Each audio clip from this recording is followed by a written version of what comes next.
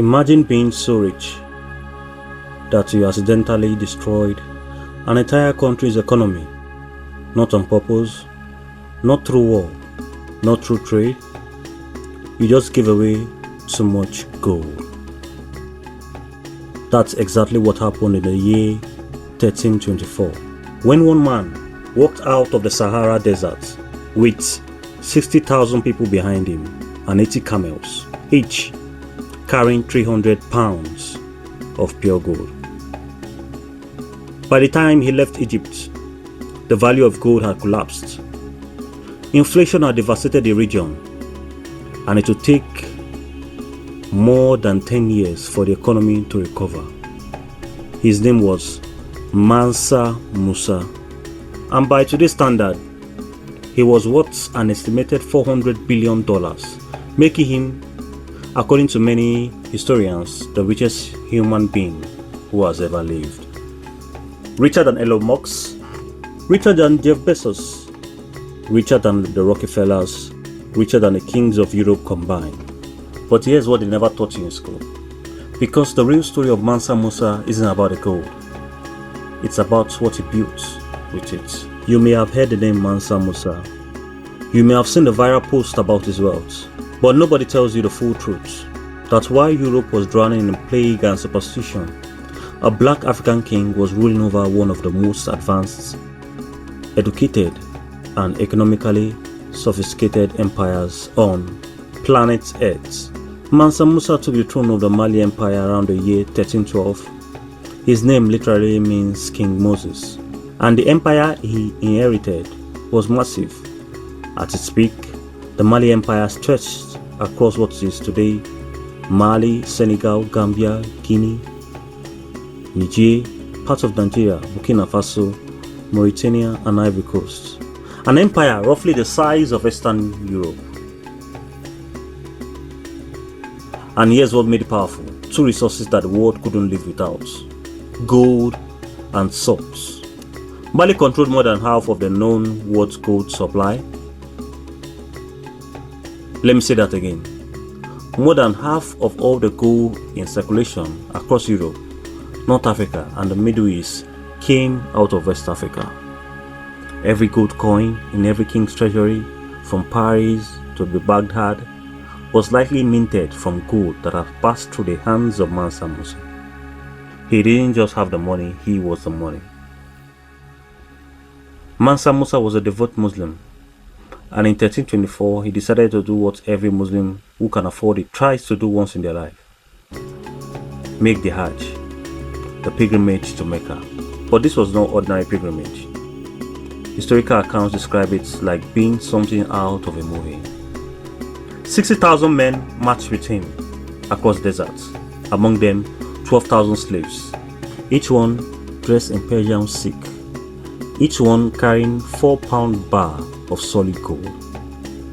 500 heralds rode ahead on horseback, each holding staff of pure gold. 80 camels, each loaded with 300 pounds of gold dust. And at the center of it all, Mansa Musa himself, surrounded by wives, officials, scholars, doctors, and warriors. When this caravan reached Cairo, he didn't just visit, he stayed for 3 months. And during those 3 months, Mansa Musa did something that no one had ever seen before. He gave away gold to the poor, to officials, to merchants, to beggars in the streets. He bought souvenirs at wildly inflated prices just to be polite. He tipped generously at every mosque, every market, and every palace. And the result? He single-handedly flooded the Egyptian markets with gold. The value of gold in Cairo, Medina, and Mecca crashed.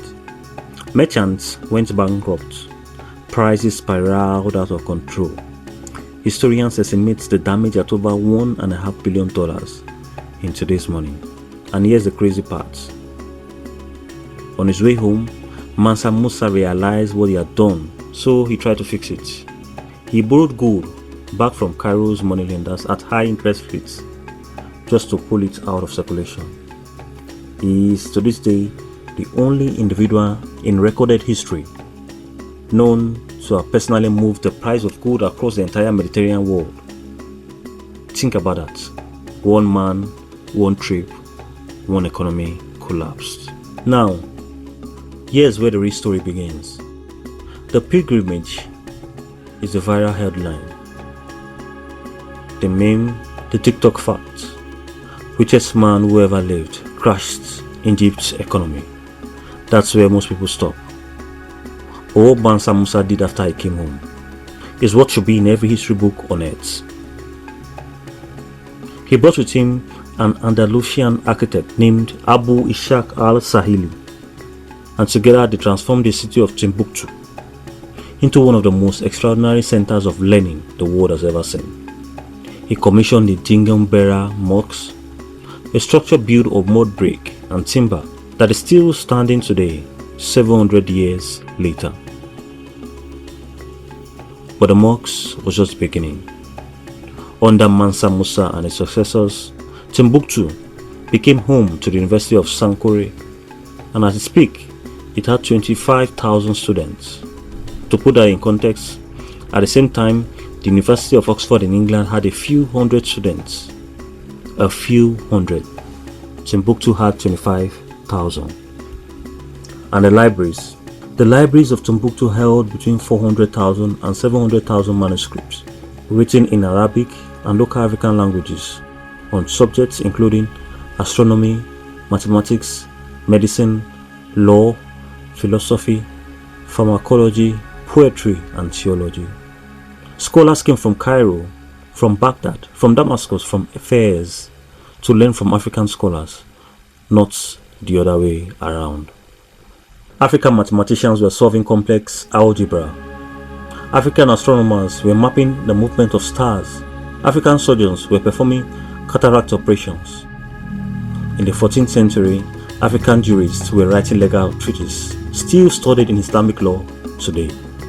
This was happening while most of Europe was locked in serfdom, starvation, and the Black Plague. And Mansa Musa's face, after the pilgrimage, he started appearing in European maps. In 1375, the famous Catalan Atlas, considered one of the most important maps of the medieval world, depicted Mansa Musa seated on a golden throne, holding a golden nugget in his hand. And the label described him as the richest and most noble ruler on earth. Europeans knew exactly who he was. They just eventually decided to forget. So let me ask you something. If Mansa Musa was real, if Mali was real, if Timbuktu and Sankore and those scripts were all real, then why didn't you learn about this in school? Why is it that every kid learns about the Roman Empire, the Greeks, the medieval knights of Europe, but almost nothing about the African empire that funded half the world's economy? And here's the honest answer. It is because of the colonial project, which began around 400 years after Mansa Musa's death, depending on a very specific story. The story that Africa had no history, no civilization, no scholarship, no cities, no universities, nothing of value until Europeans arrived. To justify what was done to the continents, the slave trade, the colonization, the extraction, Africa had to be made to look empty, primitive, and savage. The sophistication of empires like Mali had to be minimized, erased, and forgotten. But the manuscripts survived. Hidden in family homes, buried in the desert sands, smuggled out during war, hundreds of thousands of them still exist today. Still being translated, still being studied. Timbuktu still stands. The Dingumbera Mosque still stands. And the memory of Mansa Musa, the man who made gold rain in Cairo, has never fully faded.